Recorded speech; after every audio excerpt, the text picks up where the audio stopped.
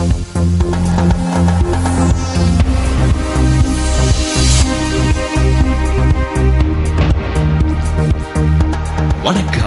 இது news first prime time sunrise.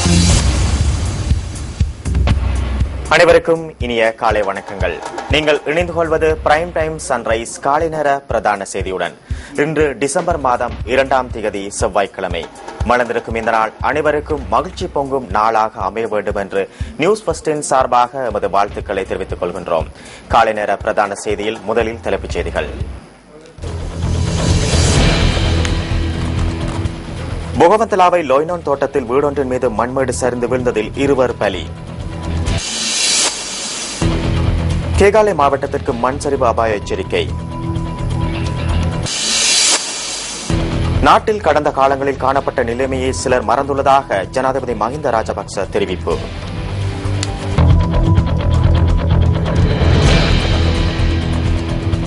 இன்றைய காலை நேர பிரதான செய்தியில் முதலில் எமது அவதானம் உள்நாட்டுச் செய்திகளுக்கு. நாட்டில் தொடர்ச்சியாக மழை பெய்து வரும் நிலையில் முகமதுலாவை லொய்னோன் தோட்டத்தின் வீடொன்றின் மீது மண்மேடு சரிந்து வீழ்ந்ததில் 2 உயிரிழந்துள்ளனர்.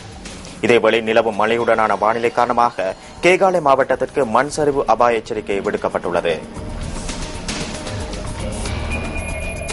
நேற்றிரவு 11:45 அளவில் இடம்பெற்ற இந்த அனர்த்தத்தில் வீட்டில் உறங்கிக் கொண்டிருந்த தாயும் மகளும் உயிரிழந்துள்ளதாக போலீசார் குறிப்பிட்டனர். உயிரிழந்தவர்களின் சடலங்கள் முகமதுலாவை வைத்தியசாலையின் பிரேத அறையில் வைக்கப்பட்டுள்ளதாகவும் இன்று பிரேத பரிசோதனை நடைபெறவுள்ளதாகவும் வைத்தியசாலையின் வைத்திய அதிகாரி தெரிவித்தார். சம்பவம் தொடர்பிலான மேலதிக விசாரணைகளை முகமதுலாவை போலீசார் முன்னெடுத்துள்ளனர். இதேவேளை கேகாலை மாவட்டத்தின் சில பகுதிகளில் மண் சரிவு அபாய எச்சரிக்கை விடுக்கப்பட்டுள்ளது. ஆரநாயக்க, கேகாலை, எட்டியாந்தொட்டி, புலாத்கோபிட்டிய, தெஹியோபிட்ட மற்றும் வரக்காப்புல் ஆகிய பகுதிகளுக்கே இவ்வாறு மண் சரிவு அபாய எச்சரிக்கை விடுக்கப்பட்டுள்ளது. அந்த பகுதிகளில் வாழும் மக்களை அவதானத்துடன் இருக்குமாறு தேசிய கட்டட ஆய்வு நிலையத்தின் மண் சரிவு ஆய்வு மற்றும் அவதான முகாமைத்துவ பிரிவின் பணிப்பாளர் RMS பண்டார தெரிவித்தார். இதேவேளை கண்டி கட்டுகஸ்தொட்டை 4ஆம் மைல்கல் பகுதியில் வீடொன்றின் மீது கற்பாறை சரிந்து விழுந்ததில் வீடொன்றுக்கு பலத்த சேதம் ஏற்பட்டுள்ளது. தொடர்ச்சியாக பெய்த மழையினால் கற்பாறை சரிந்து வீழ்ந்துள்ளதாக பிரதேச மக்கள் குறிப்பிடுகின்றனர். இந்த விடயம் தொடர்பில் தேசிய கட்டட ஆய்வு நிலையத்திடம் வினவிய போது அந்த பகுதியில் உள்ள மக்கள் பாதுகாப்பான இடங்களுக்கு அனுப்பி வைக்கப்பட்டுள்ளதாக நிலையத்தின் மண்சரிவு ஆய்வு மற்றும் அவதான முகாமைத்துவ பிரிவின் பணிப்பாளர் கூறினார். இதேவேளை மண்சரிவு அபாயத்தினால் ரத்னபுரி, நிவித்திகல, கிரிபத்கல பகுதியில் உள்ள சுமார் 50 குடும்பங்கள் பாதுகாப்பான இடங்களுக்கு அனுப்பி வைக்கப்பட்டுள்ளன. குறித்த பகுதியில் கடும் அனர்த்த அபாயம் காணப்படுவதாக RMS பண்டார சுட்டிக்காட்டினார். நாட்டில் நிலவும் இன்றைய வானிலை தொடர்பான தகவல்களை அறிந்து கொள்வதற்காக வானிலை தொடர்பாடல் பொறுப்பதிகாரி லக்ஷ்மி லத்தீஃபுடன் தொலைபேசியினூடாக நேரடியாக நாம் இணைந்து கொள்கின்றோம். வணக்கம். வணக்கம். இன்றைய வானிலையை பொறுத்தவரையில் வடக்கு, வடமத்திய, கிழக்கு, ஊவா தென் மாகாணங்களில் இடைக்கிடை மழை அல்லது இடியுடன் கூடிய மழை பெய்வதுடன் நாட்டின் ஏனைய பகுதிகளிலும் பிற்பகல் இரவு வேளைகளில் இடியுடன் கூடிய மழை விருத்தி அடையும்.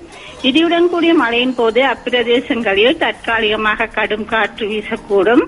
இடிமின்னலினால் ஏற்படும் சேதங்களை குறைத்துக் கொள்ள முன்னெச்சரிக்கை நடவடிக்கைகளை மேற்கொள்ளும்படி பொதுமக்களிடம் வேண்டுகிறோம். அதுடன் கடல் பிரதேசத்தை பொறுத்தவரையில் உத்தரம் தொடக்கம் மன்னார், காங்கேசன்துறை ஊடாக திருகோணமலை வரையிலான கடல் பிரதேசங்களுக்கு அப்பாற்பட்ட ஆழ்கடல், ஆழமற்ற கடல் பிரதேசங்களில் இடைக்கிடை மழை அல்லது இடியுடன் கூடிய மழை பெய்வதுடன் நாட்டை சூழவுள்ள ஏனைய கடல் பிரதேசங்களிலும் ஆங்காங்கே மழை அல்லது இடியுடன் கூடிய மழை பெய்யும். காற்று வடகிழக்கு திசையில் வீசும். வேகம் மணிக்கு 20 தொடக்கம் 40 கிலோமீட்டர் வரையும் காணப்படும். மேலும் இடியுடன் கூடிய மழையின் போதும் கடல் பிரதேசங்களில் தற்காலிகமாக கடும் காற்று வீசக்கூடும். அத்துடன் புத்தளம் தொடக்கம் காங்கேசன்துறை ஊடாக திருகோணமலை வரையிலான கடல் பிரதேசங்களுக்கு அப்பாற்பட்ட ஆழ்கடல், ஆழமற்ற கடல் பிரதேசங்களில் காற்றின் வேகம் சமயங்களின் மணிக்கு 50 தொடக்கம் 60 கிலோமீட்டர் வரையும் உயரக்கூடும். எனவே கடல் பிரதேசங்கள் இடைக்கிடை கொந்தளிப்பாக காணப்படும்.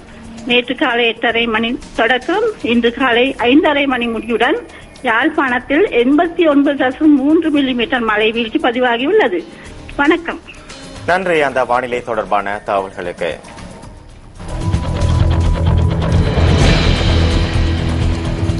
நாட்டில் கடந்த காலங்களில் காணப்பட்ட நிலைமையை சிலர் தற்போது மறந்துள்ளதாக ஜனாதிபதி மஹிந்த ராஜபக்ச தெரிவிக்கின்றார்.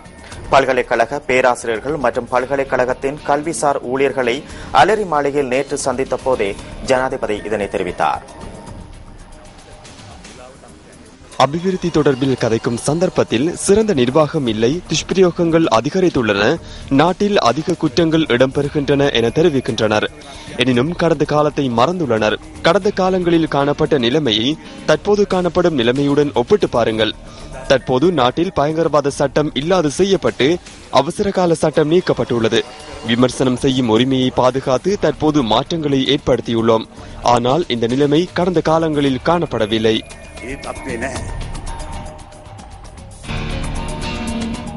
கல்வி பொதுத்தராதர உயர்தர பரீட்சையின் பெறுபவர்கள் இந்த மாத இறுதியில் வெளியிடப்படும் என பரீட்சைகள் திணைக்களம் தெரிவிக்கின்றது. தற்போது விடைத்தாள் திருத்தும் பணிகள் நிறைவடைந்துள்ளதாக பரீட்சைகள் ஆணையாளர் நாயகம் WGMNJ புஷ்பகுமார குறிப்பிட்டுள்ளார். விடைத்தாள்களின் புள்ளிகளை மீளாய்வு செய்யும் நடவடிக்கைகள் தற்போது இடம்பெறுவதாக அவர் கூறினார். இதேவேளை கல்வி பொதுத்தராதர சாதாரணதர பரீட்சை எதிர்வரும் 9ஆம் திகதி முதல் 18ஆம் திகதி வரை நடைபெற உள்ளமை குறிப்பிடத்தக்கது.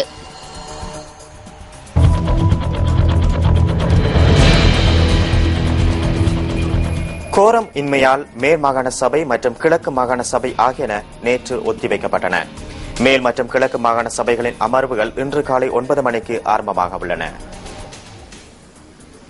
மேல்மாகாண சபையின் ஐக்கிய தேசிய கட்சி உறுப்பினர் SM மரிக்கார் இது தொடர்பில் எடுத்துரைத்ததை தொடர்ந்து மேல்மாகாண சபை ஒத்திவைக்கப்பட்டது.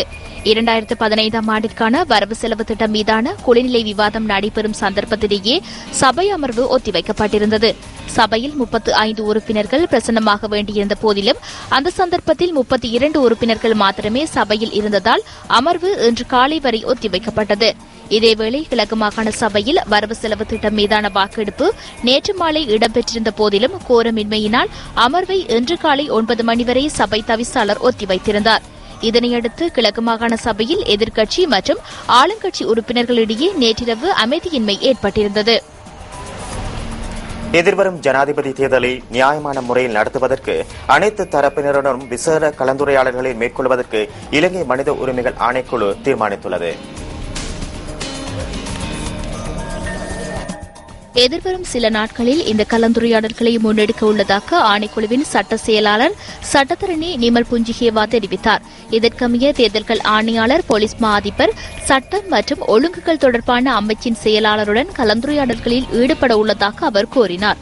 அதன் பின்னர் ஆணைக்குழுவிற்கு காணப்படும் அதிகார எல்லைக்குட்பட்ட அடுத்த கட்ட நடவடிக்கைகள் தொடர்பில் தீர்மானிக்க உள்ளதாக இலங்கை மனித உரிமைகள் ஆணைக்குழு சுட்டிக்காட்டியுள்ளது. நியாயமானதும் சுதந்திரமானதுமான ஜனாதிபதி தேர்தல் ஒன்றை நடத்துவதற்கு எதிர்பார்த்துள்ளதாக ஆணைக்குழுவின் சட்ட செயலாளர் சட்டத்தரணி நிமல் புஞ்சிகேவா மேலும் கூறினார்.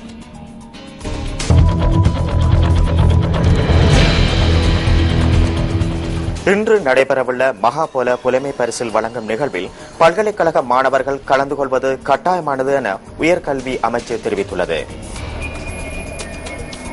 இம்முறை 3 மாதங்களுக்கான புலமை பரிசில் ஒரே தடவையில் வழங்கப்பட உள்ளதாகவும் அதில் கலந்து கொள்ளாத மாணவர்களுக்கு அவை வழங்கப்படாது எனவும் அமைச்சின் செயலாளர் பேராசிரியர் சுசில் ஜயந்த நவரத்ன கூறினார்.